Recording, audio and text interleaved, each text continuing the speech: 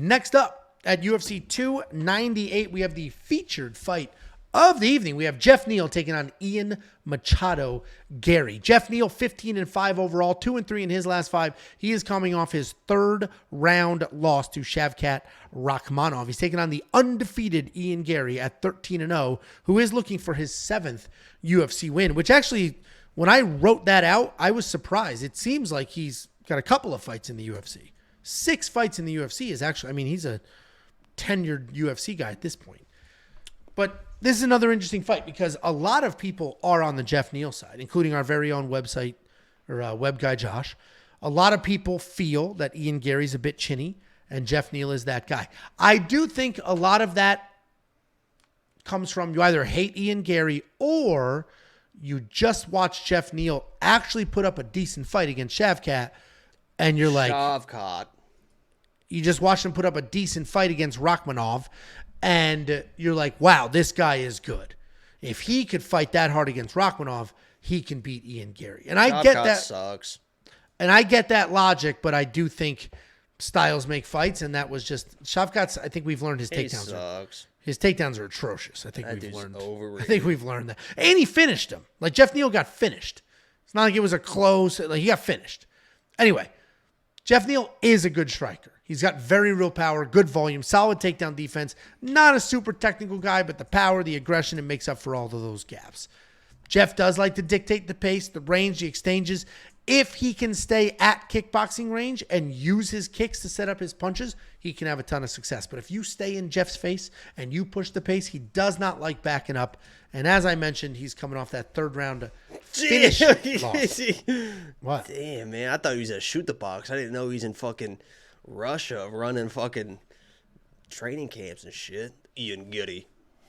He's been kicked out of so many gyms. Ian Garry. Those are all the rumors, is that he's just a trash training partner. You don't even know what I'm talking about. How pathetic. Okay, anyway. Yeah, that is pathetic. You got the Russian flag for him. Oh. Whoops. Ian Garry. I also, people are going to hate this. I forgot the decimal point with his takedown average as well. It's 0.67. People are like, 67 takedowns. Anyway. He's, Geoff Neal's fighting Ian Garry.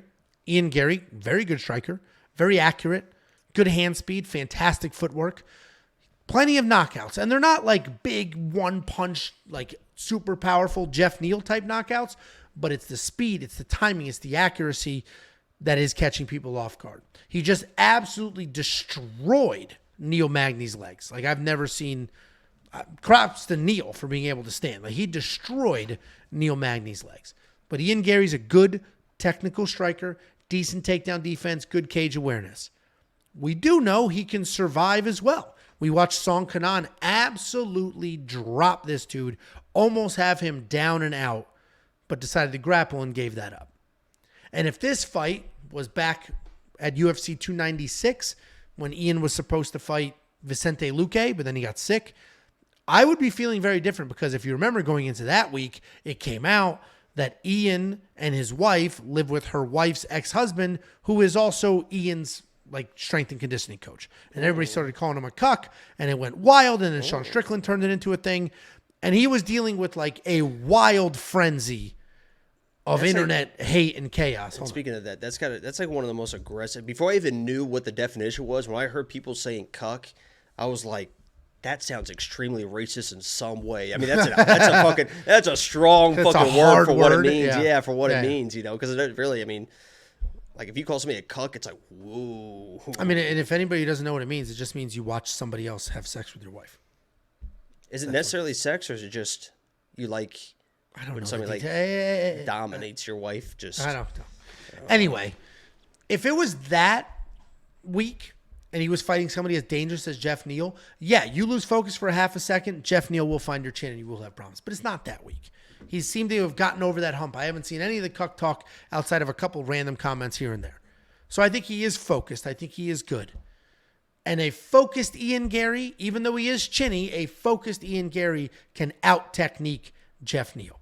And I think Ian Garry will win this fight. I think he will out-technique Geoff Neal. But he does need to be careful because if Geoff Neal lands the same punch that Song Kanan lands, Geoff Neal's not going to be a moron about it and look to take him down.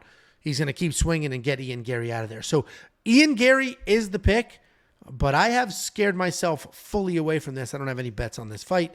Although, oh no, I do have a bet on this fight. And it's not on Ian Garry. You can check that out, WeWantPicks.com. Click Become a Member. Jakey boy, what do you think? Guys, I get it, right? I get it. You know, you see Ian Garry, you hear the antics, you see the stuff with the wife, you see everybody piling on, and everyone hates Ian Garry now, and he's acting like an asshole, and you hear about him getting kicked out of the gyms, and you want to, on a personal level, you don't like Ian Garry. I get it, guys. Trust me. I get it. I was a big Ian Garry fan, not only for his fighting style, but his personality as well. I thought he was kind of a funny dude. He sent pizza to D-Rod's fucking hotel room when he's cutting weight and stuff. I thought that he does some pretty clever stuff, honestly. And then this whole stuff come out, and the way that he kind of reacted to it, it kind of is a little bit off-putting. But listen, he does what he wants to do. If he's happy, he's happy. I don't really give a fuck about all that. The reason I bring all this up is a lot of people are going to get burned this week because they don't like Ian Garry as a person. Guys, he's the better fighter.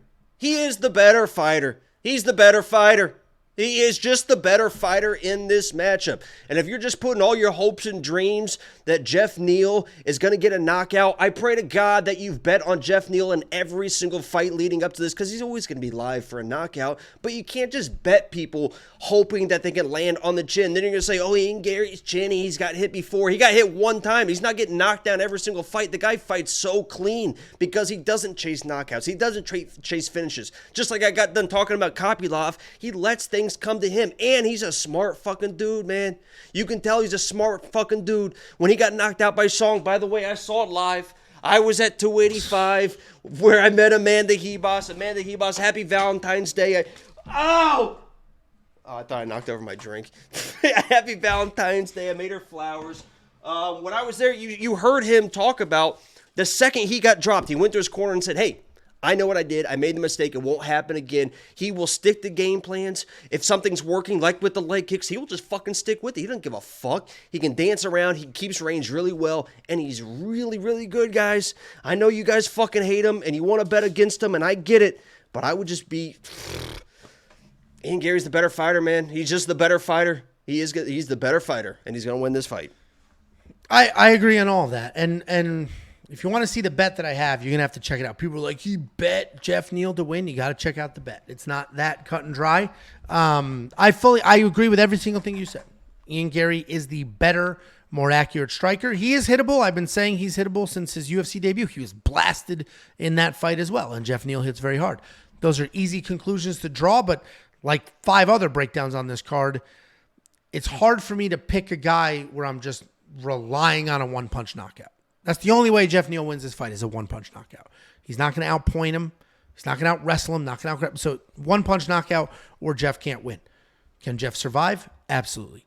I think this is a sneaky decision type fight, and Ian's going to do what he does, which is dance around. Ian's not finishing everybody. It's not like he's a killer. He's very comfortable. If I know I'm controlling range and I'm controlling the exchanges, and he's very aware, and his corner's very aware that he's got the Lima brothers with him. He was at Shoot a Box for this camp with Charles Oliveira and the Lima brothers, and he's very aware. Like you said, he'll do that for 3 rounds. He doesn't give a fuck. If he knows he's winning the fight doing it, then he'll just fucking dance around, and I can see that happening. He doesn't take chances he doesn't need to take. And Geoff Neal's a pretty tough guy. So I do think this is a longer fight. I don't think, and if it's not a longer fight, it's because Geoff Neal connected. If I had to pick who would win by finish, one of these guys has to win by finish, I'd go Geoff Neal all day over Ian Garry. Obviously, he can finish. He finished D-Rod with a beautiful head kick, but that was almost it. Even the Song Kanan finish was wild. I think Song just had an adrenaline dump after almost getting that finish early in the first. Ian just started dismantling. I mean, he's not a great level talent. I mean, striking guy anyway, but he dismantles a lot of fucking people. He's good, man. No, he's very good. He's the second best 170 on the planet behind Jack Della Maddalena, who everyone wants to talk about Shavkat and all these fucking bullshit. Jack Della Maddalena is the best prospect at 170. Argue me. I don't give a fuck. Okay. Anyway, if you want to, DraftKings Fantasy, $9,100. I do not think Ian Garry is worth that price point. because there's not going to be any grappling at all on his end, and I don't think he knocks out Geoff Neal. So then we have a decision with a whole bunch of significant strikes. Not hundreds, but probably 70. And that's just not going to score that well in DraftKings. So I don't think he's going to be worth that price. What do you think? Yeah, the question you're basically deciding between is he's 91. I think Miranda Maverick was 89. So that's kind of like the same price point there. Who would you rather have, Ian Garry or Miranda? If I have to choose between him and Miranda, at least, just DraftKings leans so heavily towards grappling.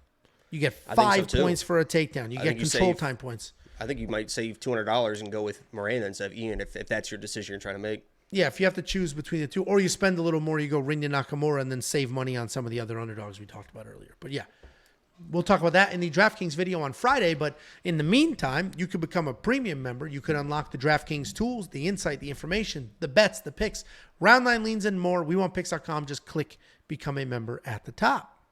Before you go, let me give you $50. Anybody who goes to WeWantPicks.com/bets and signs up with any one of our affiliate partners gets $50 as a thank you. Use the link, sign up, make a deposit. We send you $50 as a thank you.